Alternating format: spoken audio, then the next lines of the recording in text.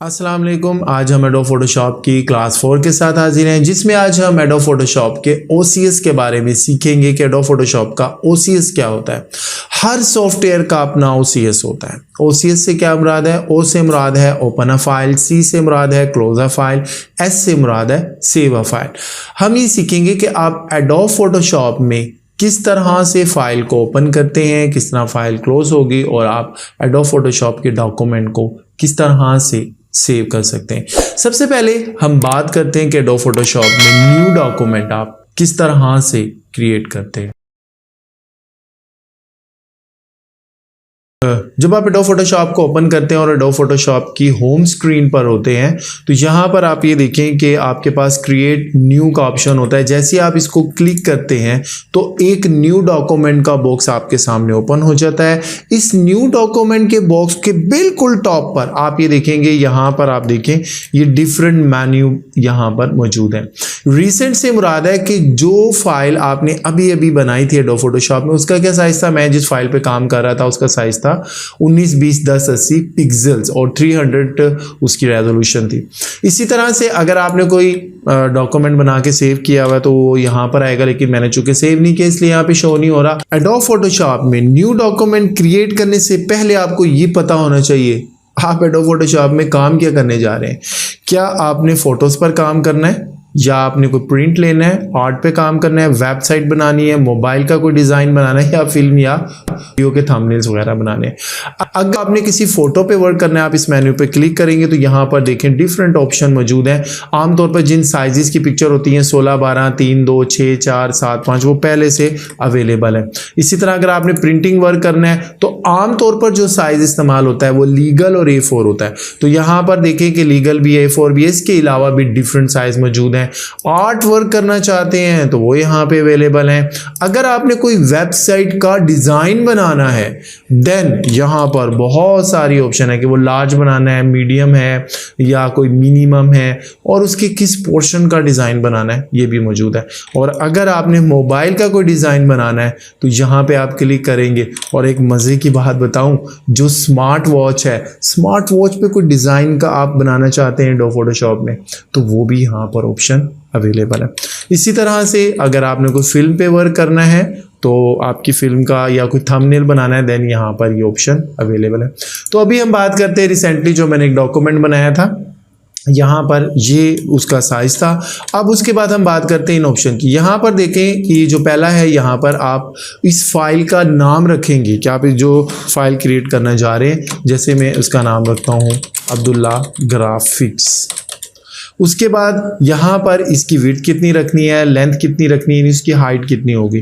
बड़ी इंपॉर्टेंट बात है पिक्सल, ये ड्रॉप डाउन एरो है, आपने इस पर क्लिक करना है।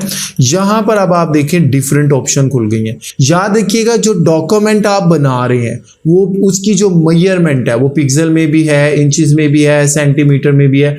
आमतौर पर ये 3 स्केल इस्तेमाल होते हैं। इंचेस में उस वक्त इस्तेमाल होती है जब आप कोई तस्वीर फोटो वगैरह पर वर्क कर रहे होते हैं। पिक्सल इसलिए इस्तेमाल होगा अगर आप कोई वीडियो पे वर्क कर रहे हैं, कोई थंबनेल वगैरह बना रहे हैं, या आप एक बात यहाँ पे बताता चलो कि आप एडोब फोटोशॉप में थोड़ी बहुत एडिटिंग भी कर सकते हैं वीडियो की। जी हाँ, ये ऑप्शन भी यहाँ पर अब अवेलेबल है जो कि हम आगे नेक्स्ट क्लासेस में सीखेंगे। अब यहाँ पर चूंकि मैं पिक्सल में साइज लूंगा, ये बड़ी इंपॉर्टेंट है, रेजोल्यूशन 300 रखनी है, 300 से कम नहीं रखनी। उसके बाद ये एज इट इज रहने दें। यहाँ पर ये जो बैकग्राउंड का कंटेंट है वो आमतौर पर वाइट रखा जाता है, लेकिन अगर आप चाहें तो ट्रांसपेरेंट भी रख सकते हैं। उसके बाद सबसे इंपॉर्टेंट बात, जो आपकी कलर प्रोफाइल होगी वो लाजमी sRGB होगी उस वक्त जब आप अभी इनिशियल स्टेज में हैं और अभी आप काम सीखने जा रहे हैं। तो फिर आपने यहाँ करना है। अलबत्ता अगर आप वीडियोस वगैरह में काम कर रहे हैं तो यहाँ पर फिर ये डिफरेंट ऑप्शन है, तो वो हमें डिपेंड करेगा कि हम यहाँ से कौन सी यहाँ पे कलर फाइल लेते हैं। उसके बाद आपने ये क्रिएट का बटन है, इस पर क्लिक कर देना है। तो यहाँ पर अब आप ये देखें कि एडोब फोटोशॉप का वर्क स्पेस ओपन हो चुका है और ये जो वाइट सी शीट आपको नजर आ रही है ये कैनवस है।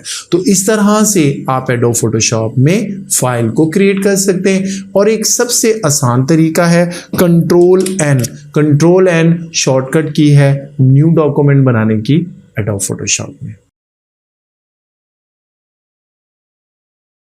एडोब फोटोशॉप में आप किसी भी डॉक्यूमेंट को किस तरह से ओपन कर सकते हैं।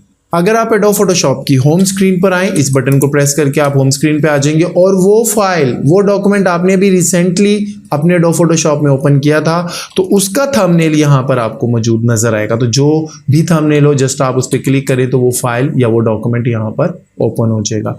उसके बाद दूसरी ऑप्शन है, यहाँ पर ये ओपन है, ओपन के बटन को क्लिक करेंगे तो वो फाइल ओपन होगी। आप लोकेशन देंगे, ये देखिए यहाँ से आप ओपन में आएंगे और जहाँ पर भी वो फाइल अवेलेबल है उसको यहाँ से सिलेक्ट करेंगे और ओपन के बटन को प्रेस करेंगे तो वो फाइल यहाँ पर आपकी ओपन हो जाएगी। तीसरा तरीका होता है ड्रैग एंड ड्रॉप की टेक्निक। वो क्या होती है, यहाँ से देखें जहाँ पर वो फाइल आपकी अवेलेबल है, जैसे ये फाइल है, इससे मैं ड्रैग करूँगा। ड्रैग करने के बाद मैं इसको फोटोशॉप में लाऊंगा। बड़ी इंपॉर्टेंट बात, अगर आप इसे फोटोशॉप में लाकर कैनवस पर ड्रॉप कर देते हैं तो फिर वो नया डॉक्यूमेंट ओपन नहीं होगा बल्कि उसकी नई लेयर बन जाएगी। ये देखिए मैंने इसको कैनवस पे फेंक दिया लाके, तो अब क्या हुआ, यहाँ पर आप ये देखें ये एक न्यू लेयर बन गई, नया डॉक्यूमेंट या नई फाइल ओपन नहीं हुई। अगर आपको न्यू फाइल ओपन करना है तो इस मकसद के लिए इसे ड्रैग करेंगे और ड्रैग करने के बाद यहाँ पर लाकर आपने इसको ड्रॉप करना है। अब आप ये देखिए ये as a new document open हो गया। अब ये आपकी जो न्यू फाइल बनाई थी, एक पहले ओपन की थी और अब ये फाइल यहाँ पर ओपन हो जाएगी। सबसे आसान तरीका एडोब फोटोशॉप में फाइल ओपन करने का, शॉर्टकट की कंट्रोल ओ। आप अपने कीबोर्ड से कंट्रोल ओ को प्रेस करेंगे, यहाँ पर ये देखें कि ये ओपन होगी। जहाँ जो लोकेशन है आप फाइल की उसको सिलेक्ट करें, ओपन के बटन को क्लिक करें तो वो फाइल आपके सामने ओपन हो जाएगी। एडोब फोटोशॉप में न्यू डॉक्यूमेंट कैसे बनाते हैं हमने सीख लिया। एडोब फोटोशॉप में डॉक्यूमेंट कैसे ओपन करना है इसके बारे में भी यहाँ पता चल गया। अब हम ये सीखेंगे कि हम किसी भी डॉक्यूमेंट को, किसी भी फाइल को एडोब फोटोशॉप में किस तरह से सेव करते हैं। एडोब फोटोशॉप में फाइल को सेव करने का सबसे आसान तरीका कंट्रोल ऐसी शॉर्टकट की है। तो ये बॉक्स आपके सामने ओपन हो जाएगा। यहाँ पर देखें वो ऑप्शन दे रहा है कि सेव एज टाइप। आपने पीएसडी फाइल सेव करनी है, आपने ईपीएस फाइल सेव करनी है, आपने इसकी जेपीजी बनानी है। इसने बहुत सारी ऑप्शन यहाँ पर आपको दे दी हैं और आप इसको यहाँ पे सेव का बटन प्रेस करेंगे तो वो ये फाइल यहाँ पर सेव कर देगा। बड़ी इंपॉर्टेंट बात ये है कि जब मैं यहाँ पर आता हूँ इस दूसरी फाइल पे और फिर आने के बाद जब कंट्रोल एस करता हूँ यहाँ पर, तो इस ड्रॉप डाउन एरो को जब क्लिक करता हूँ तो बड़ी थोड़ी सी ऑप्शन मुझे मिल रही है कि आप सिर्फ जनाब पीएसडी बना सकते हैं, पीएसबी बना सकते हैं, पीडीएफ बना सकते हैं और टिफ फाइल। इसके अलावा तो मुझे कोई ऑप्शन ही नहीं यहाँ मिल रही। इसकी क्या वजह है?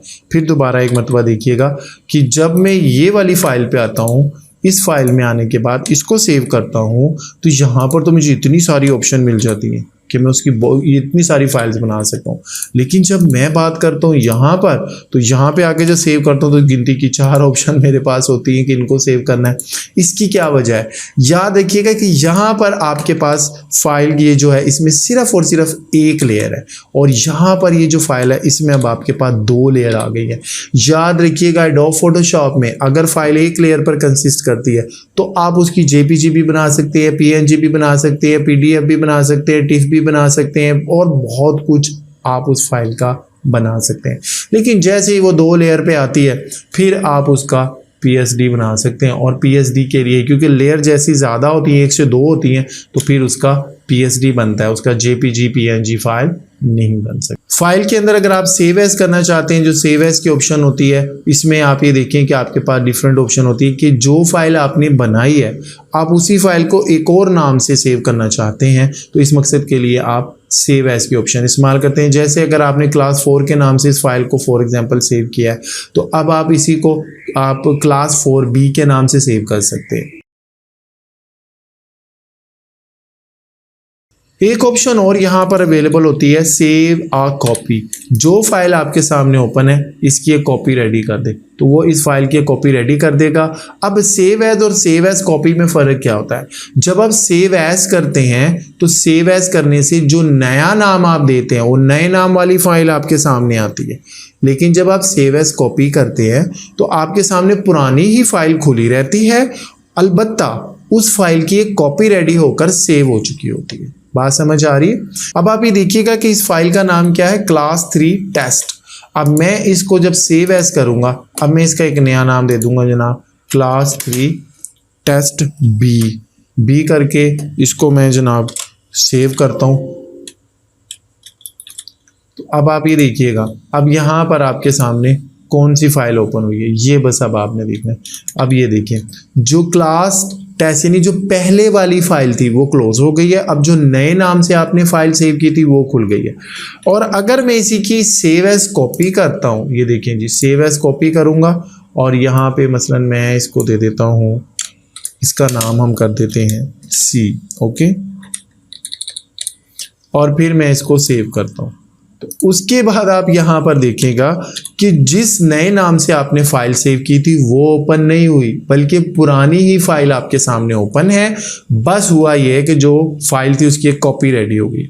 तो ये फर्क होता है सेव एज और सेव एज कॉपी में। आज की क्लास में हमने एडोब फोटोशॉप के OCS के बारे में सीखा कि आप एडोब फोटोशॉप में किस तरह से न्यू फाइल क्रिएट कर सकते हैं, आप अपनी फाइल को किस तरह से ओपन कर सकते हैं, आप फाइल किस तरह सेव कर सकते हैं, सेव एज और सेव एज कॉपी इनके दरमियान क्या डिफरेंस होता है, ये हमने सीखा। तो मैं उम्मीद करता हूँ आज की क्लास बड़ी इंफॉर्मेटिव रही होगी। नेक्स्ट क्लास में हम बहुत ही इंपॉर्टेंट टॉपिक लेयर के बारे में सीखेंगे। तो हमारी नेक्स्ट वीडियो का इंतज़ार कीजिएगा। अपना बहुत ख्याल रखिएगा। अस्सलाम वालेकुम।